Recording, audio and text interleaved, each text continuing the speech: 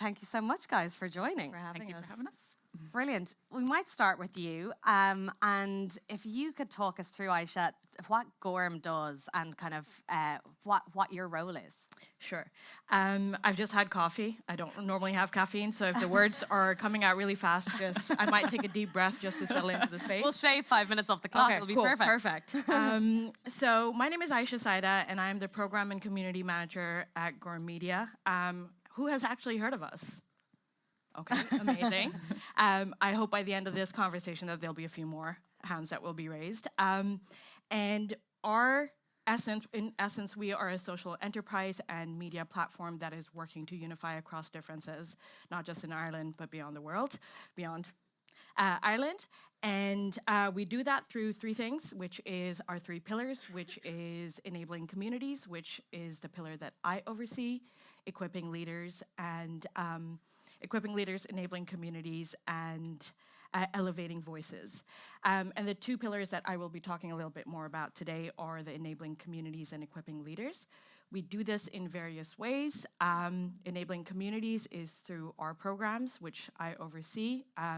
The one that we're currently running is the White Shot program, which is upscaling people aged 18 to 25 in media techniques and content creation, and equipping leaders is working with senior management and leadership in understanding what intercultural competency looks like, not just in their workplace, but on a wider spectrum. Elevating voices is where we focus on the communities that we're working with giving them agency and voice into telling their stories. So that's in a nutshell. Yeah, and it's lovely that it goes back to the storytelling piece as well. It's all about the people and it's all about telling the story. It's central to our story. Yeah. And the Jedi principle was something that I was reading up. A bit of a Star Wars fan, so I was very excited that I was like, what is the Jedi principle? So what is it? How do we... We actually have to play on that a little bit more. Okay. So I'll say that to our marketing. It's like maybe we can get some animation. Yeah, definitely. So I'm pretty... Since we're here, I know that everyone here has heard of DEI and EDI. If you haven't, feel free to raise your hand. We're all learning here. What we have done at GORM is define it pretty much after looking at the landscape and being like, what does the J stand for? And the J stands for justice. We have developed our model based off of the Sustainable Development Goals, focusing specifically on goals 4, 10, and 16. 10 is about reducing inequalities, and 16 is about peace, justice, and strong institutions. What we have seen in this space, especially in the corporate culture, but also beyond within the community spaces, is the need for justice. And that a lot of times what people and also institutions seem to think is kind of iffy because of the fact that it comes about conversations about power and what that power looks like in corporate settings, in community settings, and how we play with that and how we take ownership of that. And a lot of the times when we are looking at that power, people think that, hey, it means hierarchy. What does that happen? Is there going to be like a riot? Are people going to start saying that hierarchy should not exist? No, it's about interrogating that hierarchy and looking at the different stakeholders within it to see how they hold the power and how it is exchanged. Amazing. So. Yeah, I love that. I think definitely get the animators to start. And so we were talking about when we were speaking previously about like community and that there's huge inaccessibility to even getting into the workplace sometimes for different people in the community. And can you talk about a little bit of the work that you guys are doing there to even get individuals into the workplace in the first place? I think one of the most important things is the reason why GORM was actually born was because we saw that there was a gap. We saw that there was a gap between corporations, and we saw that there was a gap between communities. And one of the most important things that we saw was in order for us to bring the two together, we had to be the bridge. But that also means making sure that the communities are not only just upskilled, but they have the tools and the resources necessary to meet institutions and employers in the middle, but also that employers and corporations have the tools and resources that they need to be able to retain those potential employees. We have seen countless reports with the Arts Council report and also I think the DEI report by IAPI of there is a breakdown in access for people coming from marginalized backgrounds, underrepresented communities in accessing the market and in accessing employers. But furthermore, we can take it a step further to say not only when they get access, there's a very low retention rate. So you might get access to the talent, you might get access to the skill set, but then there's people that are just like, okay, what is the longevity? How do you sustain that? And that's what we're seeing is one of the fundamental issues, because once you figure out a problem, you realize, oh, it's a lot bigger. And I think that's one of the main things that we're seeing is that there isn't a clear-cut pathway, and it's not that we are dedicated to finding a clear-cut pathway. It's about figuring out what that pathway looks like, working with communities and working with employees. I love it. Amazing. Erika, we'll come to you. Laya might be a little bit more well known. Some people may be members of Laya, some people may not. But could you tell us a little bit about what Laya's doing kind of in the wellbeing space in the workplace in particular? Absolutely, Gráinne. Listen, thank you so much for having me here today. It's a real pleasure and honour. So, so Laya, I don't know if people, as you said, people will probably know the brand, but if you know what it actually stands for, so Laya actually means looking after you always. So it's part of our, I suppose, our key piece, and I suppose well-being is part of our DNA realistically. We're about, I suppose, we service about 700,000 clients in Ireland and the state, and we provide well-being into about 2,500 different companies with about 700 employees. So, as I said, well-being is very much what we're about. One of our core values is also caring, and we're also part of AXA. So they're the #1 health insurer. So we're not just a health insurance provider, we're a health and well-being provider, I suppose, is the key piece for us. I suppose what's important in terms of what we provide into the workplace. So, like for me, there's two prongs to it. So it's what we do from our customer perspective. So as I said, we provide health and wellbeing services into companies and corporates. But equally, it's as important to me as the people and culture, I suppose, sponsor, to make sure that we're looking after our own team as well, because our own team is our greatest asset, and we recognise that. Our focus, from a wellbeing perspective, it's all about faster access. So getting, our team, but also getting our customers faster access to health and wellbeing, meaningful prevention. So it's about looking after people before they get ill. So it's not just about, providing some health insurance and cover for someone when they're already, requiring it. It's about prevention and wellbeing and looking after people before that happens. And we have a focus as well on digital engagement. So, giving healthcare and health and wellbeing solutions that can also kind of serve the new hybrid world and the hybrid workforce that's out there. One of the key pieces from our own workplace perspective is we've really focused on a strategy and having a health and wellbeing strategy. And I think that's, I suppose, a key focus that we have had in the last couple of years in particularly. So as I said, we've always focused on the wellbeing of our team, but really focusing it into a strategy is something that's been a real recent focus for us, I suppose. And I love the idea of you guys are doing it within your own teams, and then you're also supporting companies to do it for their teams. Do you feel, in terms of the wellness space, because I know it's blown up over the last few years and it's become a much bigger thing than it used to, are companies finally kind of engaging in all the different areas of wellness? It's not just physical wellness and giving people a gym membership anymore. It's, are they starting to engage in all the different areas of wellness now? Yeah, I think it's really important. I think always we would have thought about wellness, we would have thought about physical wellness, being physically fit, being physically healthy, and looking after your diet and nutrition, all these things, which is really important as well. But I think as important, if not more important, is the mental and supporting the mental wellbeing piece. We're definitely seeing more and more of that, both internally from our own EAP, which we called our 24/7 mental wellbeing support service, but equally we're seeing it externally as well. Like there's more of an ask out there for this service and support for team members. I think we've seen, we run one of the biggest researches on workplace wellbeing, or workplace wellbeing index. Some of you may have heard of it. It's on free access on our website in Laya Healthcare. But it gives some really key insights into what's, what I suppose employers are experiencing, but equally what employees are experiencing in the workplace in terms of mental health and well-being. And it gives a really key focus for us and for me as an employer on what should I be looking at for my team when it comes to mental health supports. Like one of the key pieces we're seeing, which is interesting, is that one of the top pressures and mental pressures out there is still the financial piece for people. And that came out strongly again in our 2024 Wellbeing Index.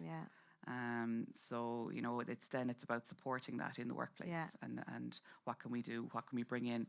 Is there an education piece? Is there a support piece in terms of providing that EAP support service? And are you seeing that it's starting to be embedded properly into the culture of companies rather than it being kind of something that sits off to the side and, you know, no one is really speaking about it, but we've put a policy together, it's in a booklet somewhere and, you know, you're entitled to it, but no one's really talking about it or embedding it. Are you seeing that it's kind of embedded more into company cultures now? Yeah, I think so. I think it's being driven. Look, what we're definitely seeing there's more engagement in terms of leadership support for it, and wanting to walk the talk, not just have a policy. Because you know it's easy to draft a policy, put it in a drawer somewhere, and you know tell your team members, look, this is where you can find it. But in terms of actually walking the talk and giving that actual support, you're absolutely seeing people are, I suppose, investing. And it doesn't matter the size of the company. I think that's important too. You know that there's options there and there's things that people can do within your business to support your employees without having to necessarily spend a fortune. I think back to May's point, you know, in some instances we are seeing that you know maybe the people budgets are being hit, but it's important, I think, that you get that buy-in and that you have that it is, as I said, that you're walking the talk. Focus. Yeah. And Ayesha, the same for you in terms of embedding when you're seeing kind of DE&I policies and people trying to embed them into the culture of a company rather than feeling like it's just a policy. Are you seeing there's a shift there now in terms of people trying to embed it properly? I would say yes, but I would also say no. I think one of the biggest things that is important to highlight is the fact that diversity isn't something that you have to embed. It's there. It's a fundamental part of the way that you're working. Like if you have not accepted that and if you are not taking ownership of that, then you're behind what is happening in the world.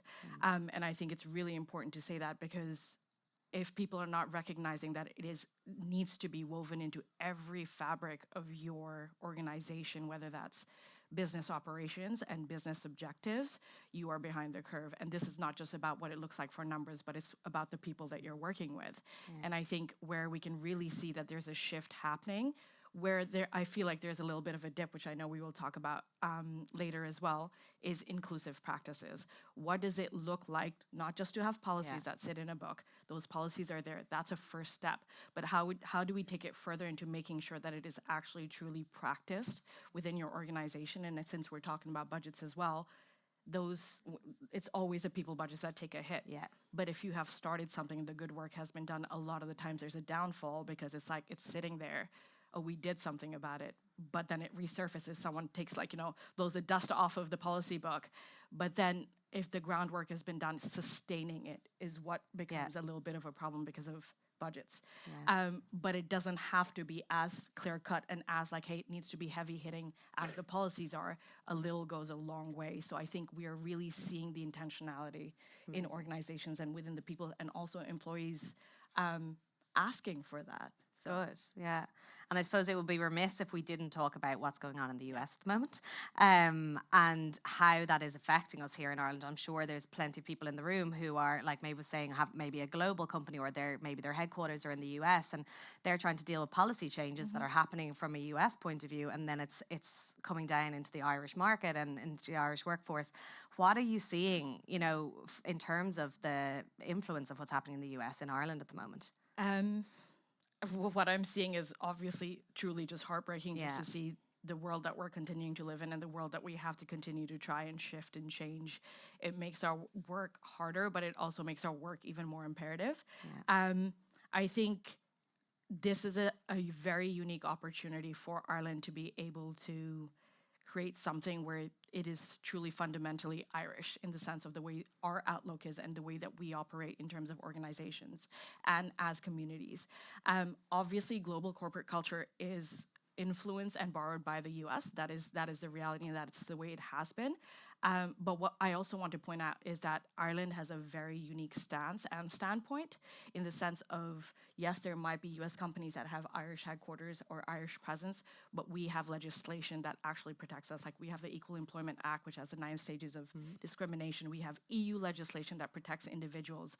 So while there might be things that are influencing, and I know that there are companies that have to be compliant, and that is what the fear is, that it's compliance only, right? There isn't we're just ticking the box, back to ticking the box, or just doing like, we just have to do this and not going deeper into the work. So I think we have this very unique opportunity because of the fact that there is legislation that protects us, that we can really form our own identity in what is happening in the world and how we sit in the global context. Yeah. And Ireland is small but mighty. Yep. And I mean, we have put down our foot before, you know, and made sure that we're kind of paving the way. So hopefully we will continue to do the same. So.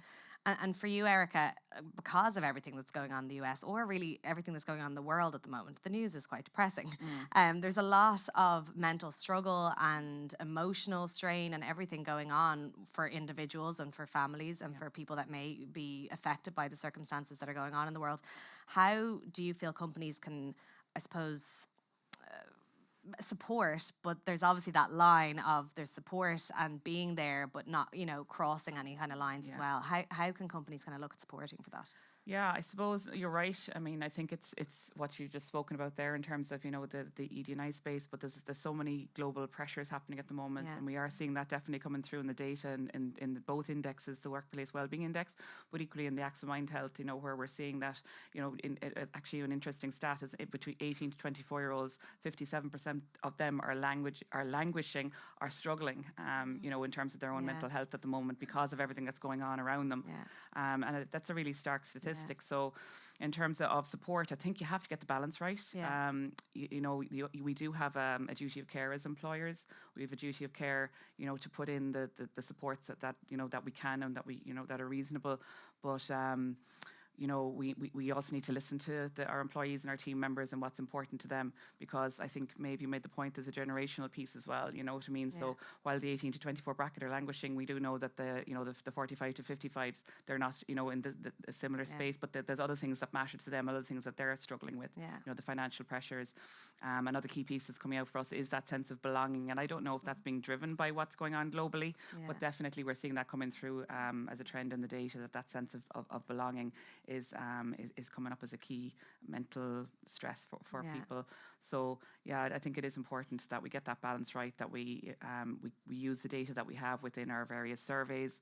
We do a demographic survey as well, and we work with the Irish Centre for Diversity. We're twice accredited actually as gold accreditation under the Irish Centre for Diversity, which is great for us, you know what I mean? It means we know what we're doing is right because they're coming in, they're auditing, and it's, you know, it's driven by data. So I think there's definitely something we need to do, but we need to strike the balance and know where the boundaries are. Yeah, and it's interesting that you say certain cohorts of people, certain age demographics, like people are experiencing things in a different way. Exactly. And I know it's quite similar in terms of the going back to work policies, that the younger generation want to be in the workplace. They want to be meeting their colleagues. They want to be understanding what they need to grow, to go up the ladder and all of that, whereas the older generation are quite happy being at home and having their home office and everything. So it's a very different demographic that you're working with, and I think the younger demographic are looking for that support. They're looking for, it's interesting the statistics you're talking about, because they need that support from the workplace. If they're already more anguished than maybe the older generation, and they're needing that more support, and they're looking for it in the workplace because they might not have it elsewhere, which is really interesting. And I think that whole, I suppose, hybrid work piece, and again, we were having a conversation there just before we kicked off, you know, around no one, I think, and maybe if they have, please come and talk to me, but has found the perfect solution or the silver bullet around that as well. And we're experiencing the same. You know, we have the younger cohort who they want to be mentored, you know, in person. They want to learn, they want to be on site, they want to experience culture, they want all the, you know, the fun things that, and then there's a different demographic who, with the caring responsibilities, appreciate, you know, the more time at home and remote work piece where they have a bit more flexibility. So it's getting that balance and having the policies that kind of span across the generations, I suppose, where you can. And take that all into account. But it's not easy, it's not straightforward. No. I think we're all struggling There's with no that one space. We're all size trying fits all. to learn from one another and what might be working. So if anybody has found that perfect solution, please do. And I love that. That's what I want from today, for there to be a hustle and bustle of chat out there at the networking break and people trying to share ideas. I'd love to talk about the intersection between DE&I and wellness. And I think what it used to be was that these two things sat completely separate to anything else. There might have been a team that was working on DE&I, somebody else that was brought in to do some wellness initiatives, and there wasn't really that crossover. You know, whereas I feel like the crossover is there. It's evident to us now. how do both you feel about that intersection? And maybe we'll go to you first, Ayesha. I think intersectionality is the basis of what we do at GORM. Like it's amazing. looking at the way different communities and different elements work together. And I think that is really the way that we need to be looking at the world, because there will be a lot of meeting points and where the transitions and where the good and difficult conversations are happening about, okay, why is everything siloed? I've been fortunate enough to have lived in quite a few places and I've worked in quite a few places, and I see this across the board, but I know it's especially unique to Ireland as well, is that the work is siloed. It's like, okay, diversity is here, or even within the diversity, it's like we have the Irish Muslim community here, we have the Black and Irish community here, but there is very little like conversation happening, or it's the conversations and the interaction is very much manufactured or within a specific context.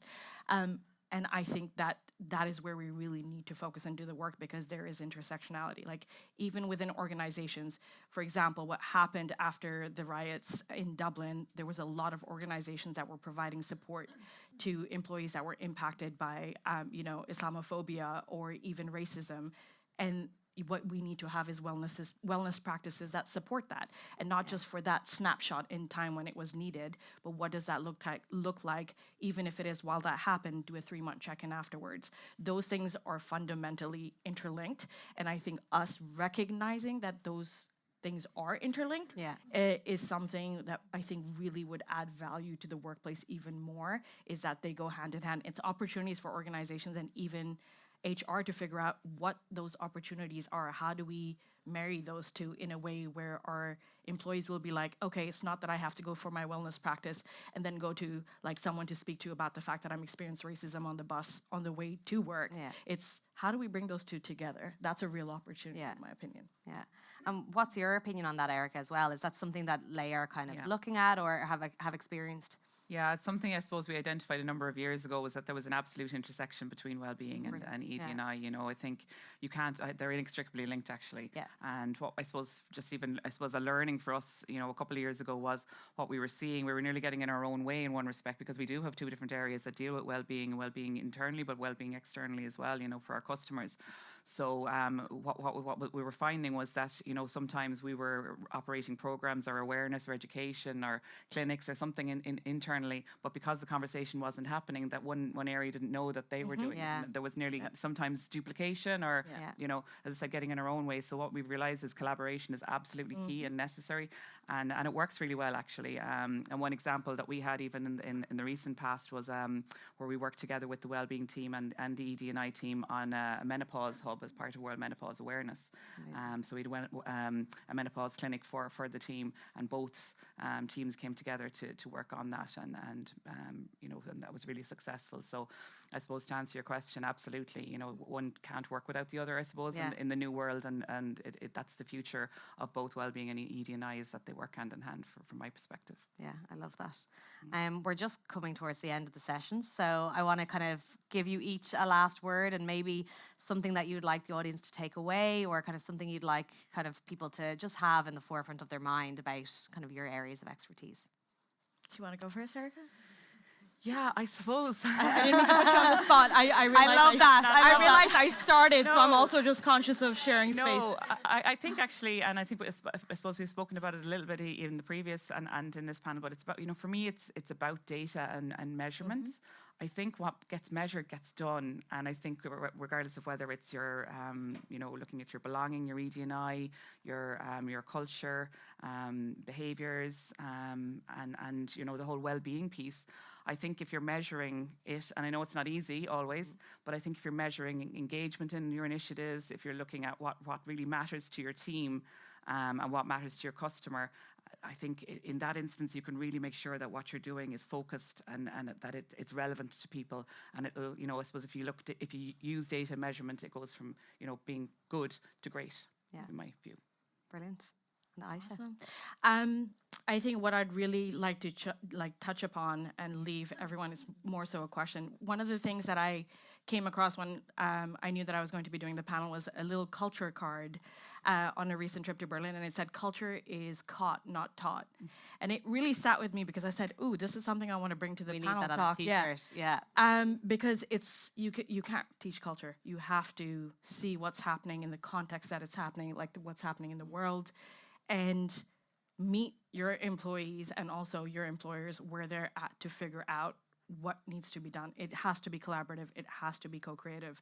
And I think one of the things I want to highlight with what we do at GORM is the fact that we are focused on equitable outcomes. And I think that's something that companies and organizations really need to look at, is not just about diversity, equality, and inclusion. It is important, but what the next step when we look at future forward-facing thinking is, what does equity look like within your organizations, especially when it comes to employees as well. So I think that's one of the fundamental things that I do want to talk, and how your different organizations and communities within your organizations meet each other. Because the intergroup conversations, while they're having them within themselves, it's how they're conversating between themselves as well, which will really tell you about what the cultural snapshot of your organization is. So I think those are the most important things that I think we need to think about. And obviously these things are important. DEI is not going to go anywhere as much as people try. So it's about having the intentionality to actually do the work. It is not easy work, but it is something that is deeply rewarding, and you will see that your employees and yourself, you're going to find a lot more that you will discover that will be beneficial to not just your organizations, because it is outcome oriented. You don't necessarily know what you're going to get, but you will have a better cultural space within your organizations and internally as well. So amazing. Thank you both Thank so you. much. Ayesha and Erika, thank you. Thank you very much. Thanks a million. Appreciate it.